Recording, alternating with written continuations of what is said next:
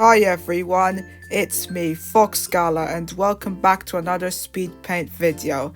Today, you're watching a sped up process of me drawing a Kirlia from Pokemon. At the end, we will see how the finished result looks like. In the meantime, let's talk about this artwork. So, what you are seeing me do now is draw out the wireframe. The wireframe is used to make sure that the line art and the coloring and everything else looks good. So basically, since I want to make everything in proportion without tracing, I added some blue lines that go from the official Kirlia image to my drawing so I can make the Kirlia fan art have good proportions from the source material. So, as you can see here, I am now posing the Kirlia.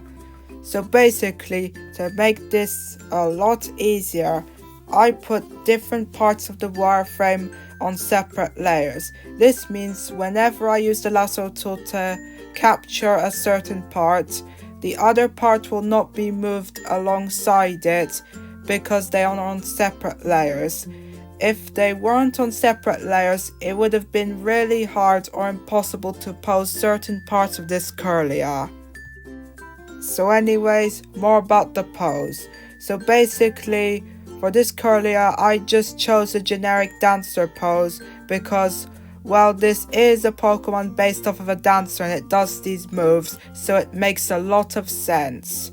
So anyways, now I am doing the line art, and what I do here is trace over the wireframe and keep it mostly faithful to the wireframe. However, I do not draw some things on the wireframe. For example, the hair texturing. The reason why I don't draw stuff like the hair texturing on the wireframe, it's because it is easy to make them look good without guidelines to do so.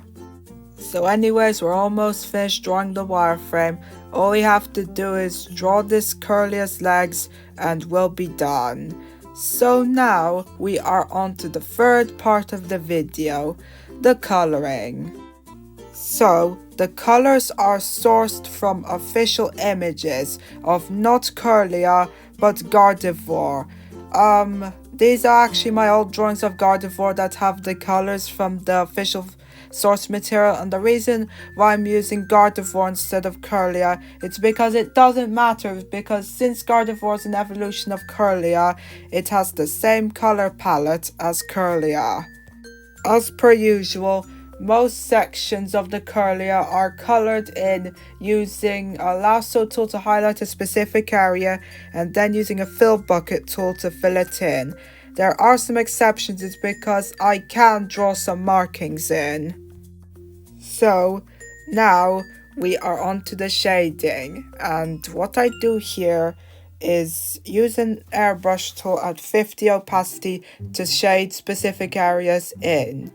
The airbrush tool is used as opposed to a regular pen because it makes the artwork look more realistic.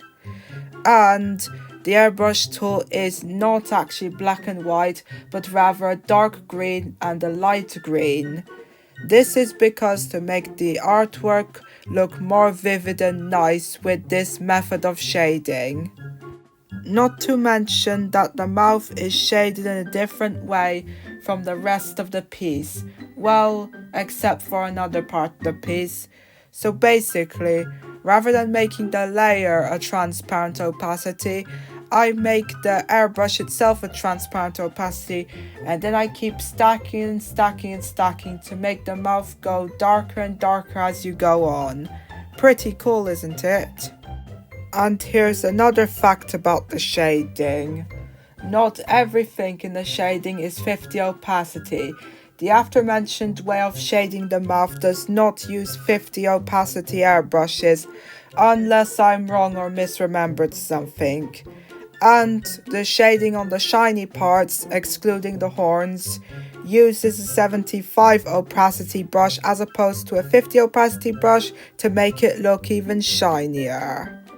it's time for the background, and I was originally going to scatter the dots everywhere, but I decided to have them be like condensed at the top of the bottom.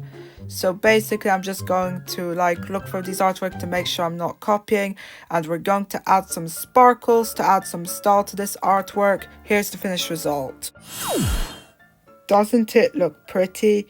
So anyways, I hope you liked this video and the artwork. If you want to see more content like this, and I recommend subscribing as more videos are coming out in the future. You can also follow me on Twitter or X, whatever it's called, to see art exclusive to Twitter. Goodbye.